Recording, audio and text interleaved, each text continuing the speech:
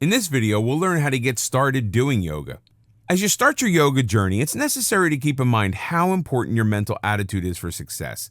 Bodily agility and flexibility will come with practice, but to begin practicing, you need the correct mindset.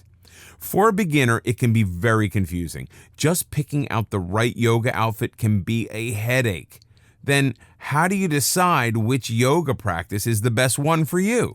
So, start by relaxing and consider the following your roadmap to successful yoga practice.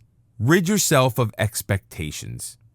If you have viewed pictures of yoga poses and have decided that you could never achieve that type of agility, keep in mind that it undoubtedly took years, perhaps decades, for the model to get to that level. He or she was specifically chosen for his or her expertise. Yoga is not about achieving the perfect pose. It's about improved breathing and alignment, one step at a time, and the rest will follow. If you can't touch your toes, touch your knees instead. Toss any expectations you may have and start with an open mind. Yoga is non-judgmental. It is not a competition. Although with practice, you will naturally improve. Age and body shape are mental limitations and have no effect on your ability to begin yoga practice. If you are physically unable to do a particular pose, there are a dozen other poses you can master. Find the right teacher. As you've probably figured out in high school and college, the right teacher can make a huge difference in any class. If you don't feel motivated and inspired by your yoga class, perhaps the teacher is wrong for you. This doesn't mean the teacher is bad in any way, but he or she is not helping you meet your goals. Consider whether the teacher is teaching things that you need to learn. Regardless of how good the teacher is, if he or she isn't helping you meet your needs, look for another one. Your best friend may rave about her hot yoga class, but if this isn't for you, you need to keep looking for another class. Perhaps you want something less physical and more spiritual. There are plenty of yoga teachers out there, and one will be just right for you. Are you moving toward your goal? A good teacher will guide you step by step along the journey. If you feel at a standstill, perhaps the teacher is not for you. Can you ask questions? A good yoga teacher is available before and after class for his or her students and will listen and address individual concerns.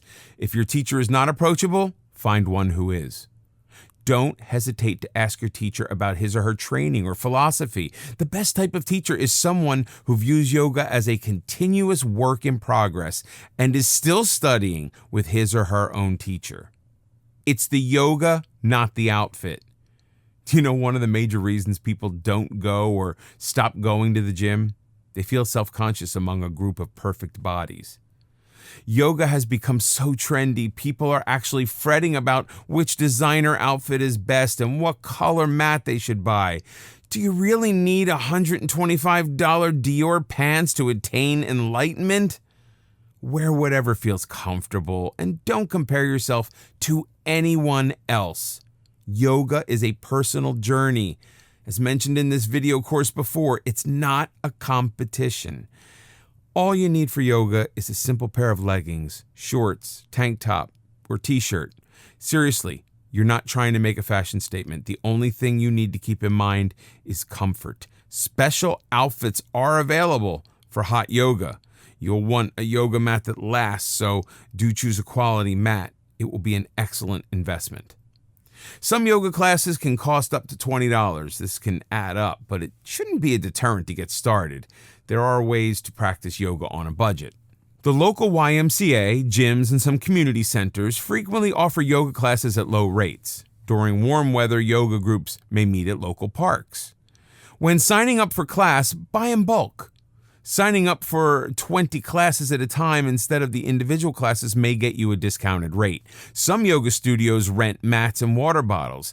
They may only charge $1 or so, but the extra expense can add up. Bring your own mat and bottled water from home. Some yoga studios offer karma yoga classes. These classes are free in exchange for doing some work at the studio, such as manning the front desk and cleaning up after a class. If cost is a concern, don't hesitate to ask about this option. Some studios will be happy to trade a class for a bit of service rendered. The best time to practice yoga. A handy excuse not to get started with yoga practice is time. The fact is, we are all busy. We all have the same 24-hour day. If we intend to accomplish something, we need to make time. Traditional yoga involves sunrise or sunset, but using any time for yoga is better than no yoga at all, although practicing yoga on a full stomach is not a good idea. Get up an hour earlier than usual and do your asanas before you do anything else. It energizes and activates your body and mind in the best possible way. The physical poses get your body going while the breathing clears the mind. Yoga intentions.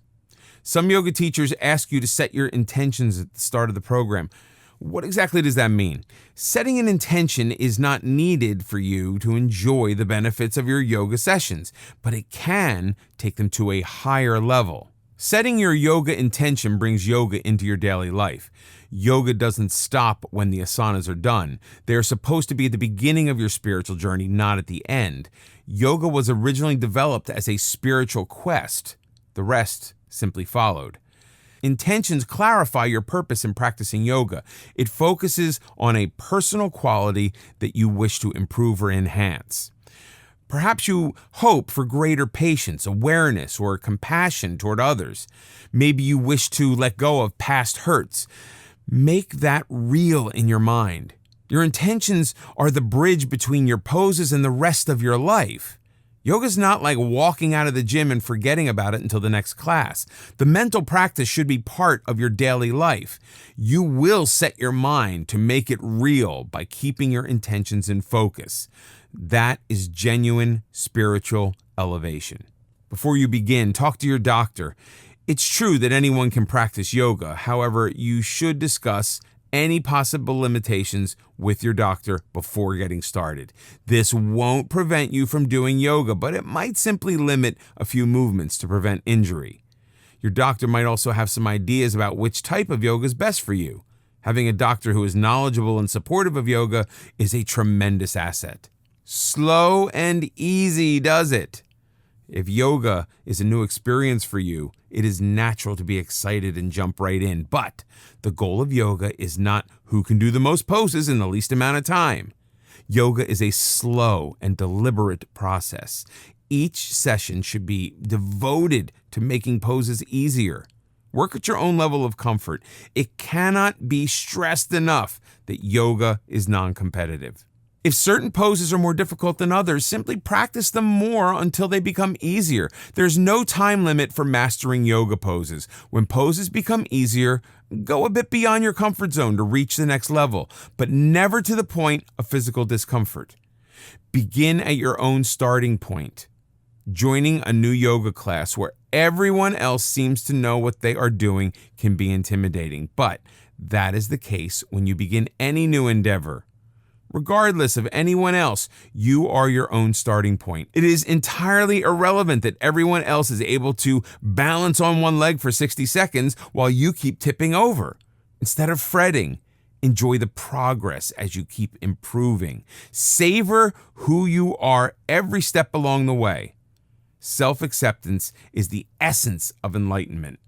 The spiritual side of yoga encourages compassion. Start with yourself. In this video, we'll learn about preventing injuries. Practicing yoga is as safe as walking. That being said, injuries are still possible and you should take care to avoid them. Start by following a few basic rules. Don't practice yoga on a full stomach and avoid alcohol. Remain hydrated at all times. Every yoga class should begin with warm-up exercises. If yours does not, look into another class.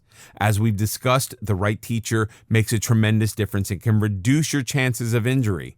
Certified teachers undergo up to 500 hours of training to qualify for certification. Make sure you are dealing with a qualified teacher. Don't try to do poses for which you aren't ready. This can cause severe muscle strain. Attempting poses for which you are unprepared is one of the leading causes of yoga injuries. Learn your body's limitations and respect them. You make the decision how far to stretch, not your teacher. You may be feeling more agile on certain days than others. If you are having a bad day, accept it and don't attempt difficult poses that may have been possible at other times. Listen to your body.